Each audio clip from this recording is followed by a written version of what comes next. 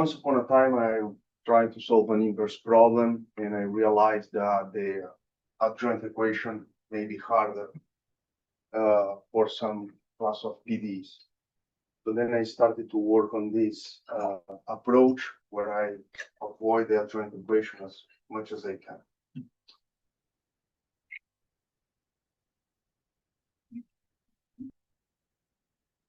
So the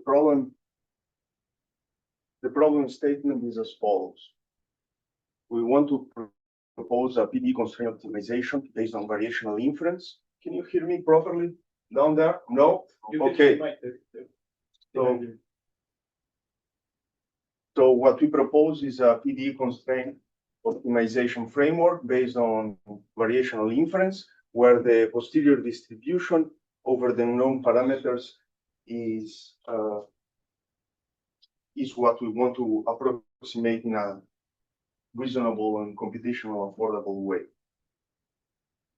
So the problem statement can be understood as follows. So we have a PDE constraint, which for stability reasons that I'm not going to discuss, we solve a minimization problem in the dual of the test, and we want to minimize an objective function that depends on this state or the solution of the PDE and the unknown parameters theta. Right? This is a classical inverse problem. And the classical optimality conditions are given by the primal feasibility, and where basically the solution of the PDE, the adjoint equation, where here things may get tricky if you work with equations that are not self-adjoint, and then the stationarity condition with respect to theta. So this is the problem I want to avoid. So because we want to avoid that, we create an infinite dimensional problem for which we stipulate that there is a variational distribution Q of theta. So we put on each parameter this distribution, and that's the guy we want to find now. Okay, so we have access to data points that are these U hat. We consider we have n data points. And instead of computing the actual posterior, we are going to approximate the Q. We are going to make sure that Q approximates this posterior in a reasonable way. And now the problem boils down to the minimization of the expectation of this misfit function against the variational distribution Q. And we have again here our PDE, and the misfit is the classical misfit, where we have the solution of the PDE and the data. So our assumptions are that this guy exists, that the data is there's a type here, but the data is with additive and Gaussian noise, and that the parameters are identifiable. Okay. So this last assumption, it was a bit tricky for me because many problems I try to solve, I encounter lack of identifiability. And now to deal with this infinite dimensional problem, what we do is we look at a certain class of probability measures to make the problem tractable. So we look only at, we restrict attention to Gaussian measures. And this is the guy that we are going to be exploring, is gamma mu sigma.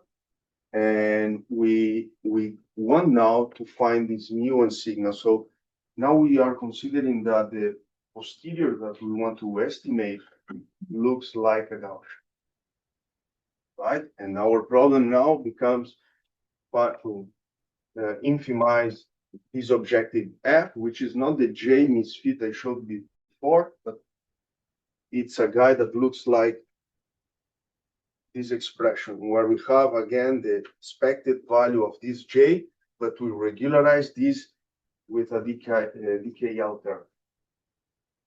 And again, we have that the PDE has to be satisfied for almost Q, for Q almost everything. And now the problem is finite again.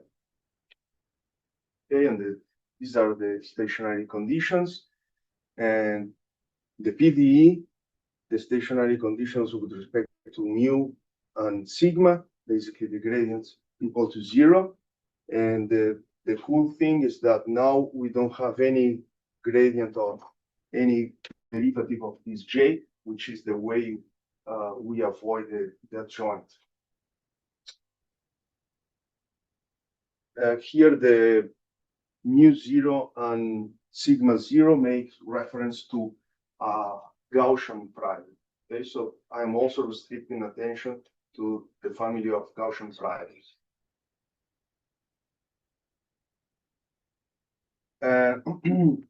I'll give some context on differential geometry in case you are not familiar with, but it will be very brief. So let M be a manifold and dxm the tangent space at a point x in the manifold. So the metric then is a 0-2 tensor defined as this guy, and where we have the metric tensor capital G there to do the RIS operations, right? So this G works as the musical isomorphisms. They can bring you back to the cotangent space, and they can bring you from the cotangent space to the tangent space as well. And in that way, we can define the natural gradient in the statistics community or the covariant gradient in the physics community as this guy here, the grad subscript G, right? And this covariant gradient is related to the total differential in a direction epsilon. And because later on I want to introduce quasi-Newton methods, we also define the Hessian also as a 0-2 tensor, which is related to the Levi-Civita connection and the covariant gradient of the function f. And of course, the inverse then, if this guy is a 0-2 tensor, the inverse of the Hessian is a 2-0 tensor. And they are connected by this identity.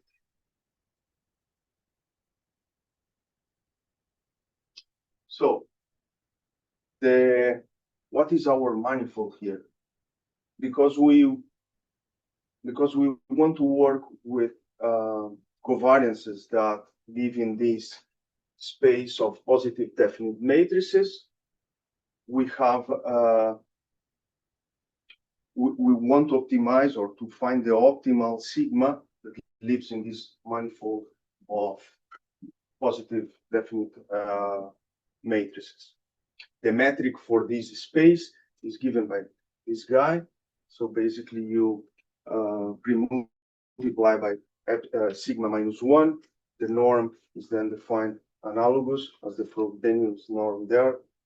The geodesic is this guy, and the geodesic for us it's really important because once we define the optimization direction, we will have to move in the tangent space. We will leave the manifold, but because we know the geodesic, then we perform the retraction along this geodesic and fall onto the manifold of positive definite matrices, right? And this is the distance for this geodesic, and the natural metric here that we use is the Fisher-Rao.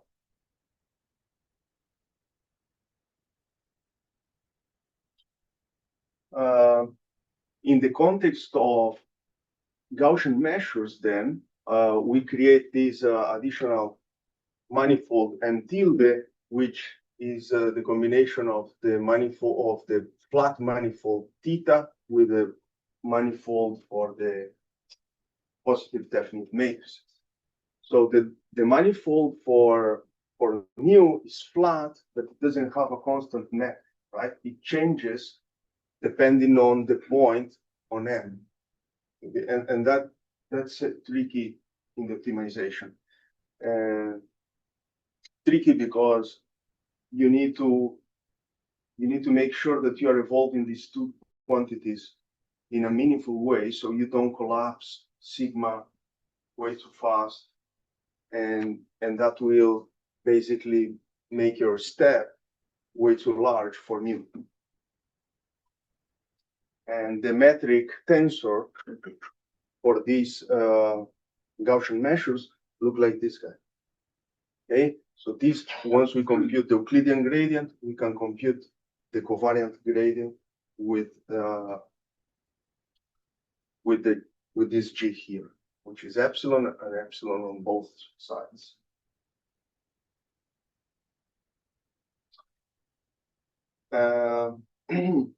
So the way we measure distances then is with this metric, and then as in a general way, the way you can write the gradient is just as G minus 1, the Euclidean gradient of F.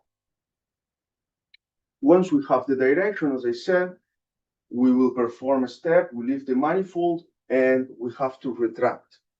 And the retraction for this type of metric can be computed analytically, and it looks like this. So you, of course, because mu is flat, the retraction is the identity. But for sigma, you need to use the exponential retraction, which is a canonical retraction, and that ensures that you will fall onto the manifold. And then my algorithm looks like this. So just one thing about the retraction. This retraction looks good, but when it comes to numerical or when it comes to computations, it's very unstable. So what people usually do is use a first or second order Taylor approximation of this guy, or they basically clip the eigenvalues, or they do combination of this. So this is the algorithm. I set the prior, the learning rates for mu, for sigma, and I sample some thetas, and then I can compute the gradients. This is not calligraph F, so this is a Monte Carlo approximation of that expectation, right?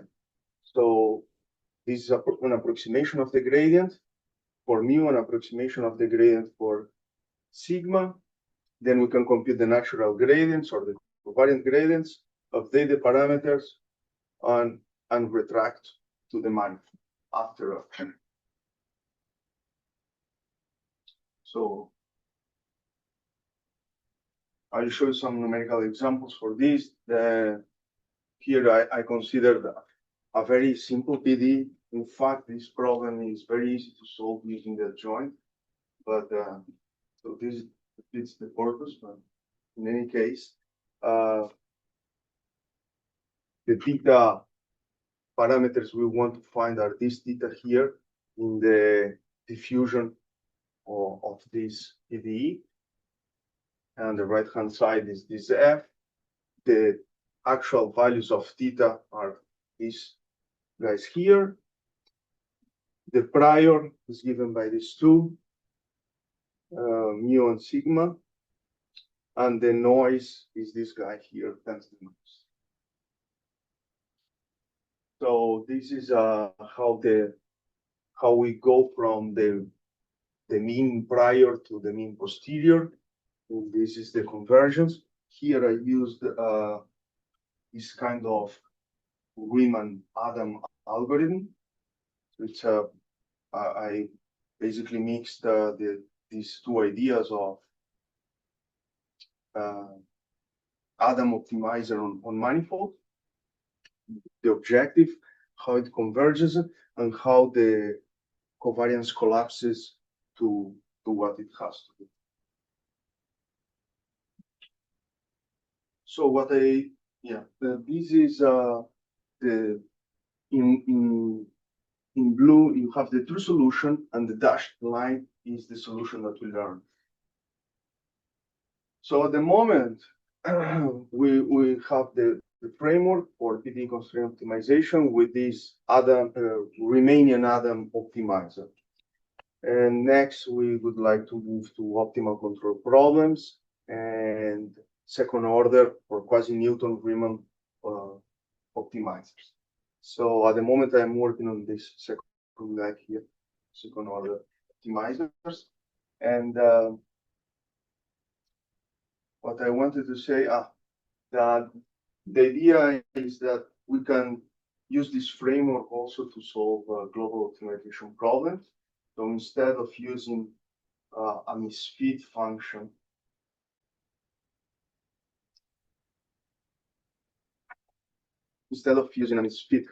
here, we'll replace this guy with the function that we want to optimize. And then the idea is that basically by setting a prior, we will have a gradient that is a kind of an average gradient, and this will be evolving towards the global minimum.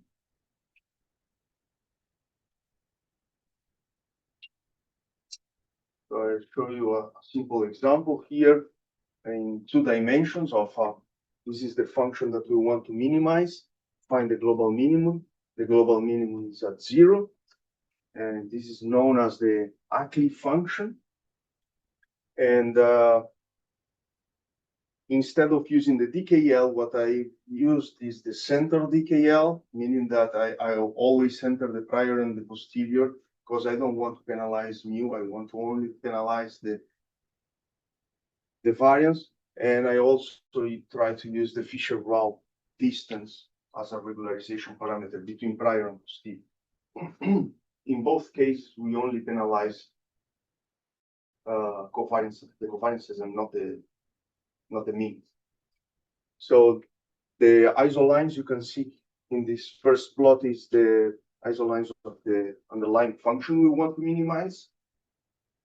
This big circle here is 2 sigma, I think it's 2 sigma prior of the prior, and you see the first 8 iterations of this guy moving towards the minimum, and the last 900 iterations towards the minimum. So all presented in the first talk, mice optimizer, and I tried to use the mice optimizer here, but I couldn't get all the juice from it because our distribution is changing, and sometimes as you see here, it increases again the variance and then collapses. So I still need to figure out a smart way to use these control variance schemes for this type of problems. And this is basically the convergence of this optimization problem. So the mean, how the mean converges, this is the error in terms of epochs. And of course, this is not convex, so have 0 theory in terms of convergence rates. And do we have time? 5 minutes. 5 minutes. So I'll go very quickly then. If you want any questions. Okay, very quickly I will show you that how I'm doing LBFGS on manifolds. So we start with the Taylor series on the manifold, and okay, basically I will show you the second equation. Here, the second equation that we obtain.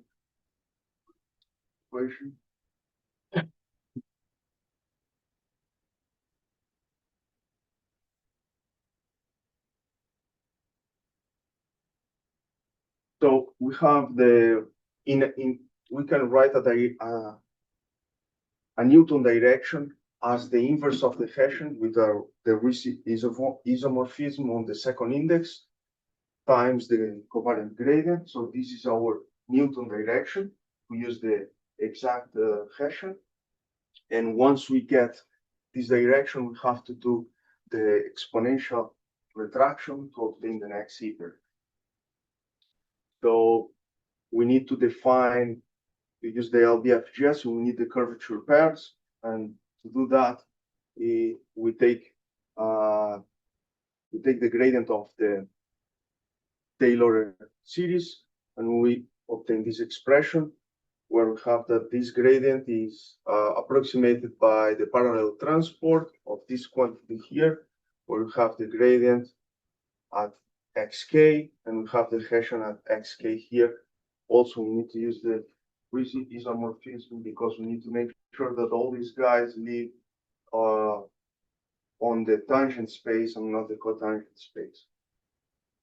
And then we can write our curvature pair as we need to bring this guy to xk. So this parallel transport brings this gradient to the tangent space at xk, and this guy is already at xk. That defines the y from the LBFGS, and the s is defined just by the logarithm retraction. And then we can define the second equation as VSK1, right? In this approach, we do not approximate the Hessian or the inverse of the Hessian because we need a guy that is a 1-1 tensor and not 0-2 or 2-0. So that's why we are going to approximate this inverse of the Hessian with an isomorphism with a isomorphism on the first index.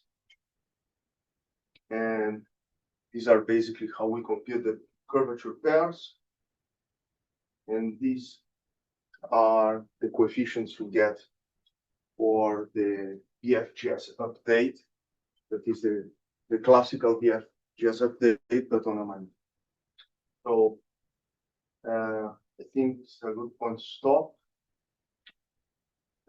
Thank you very much.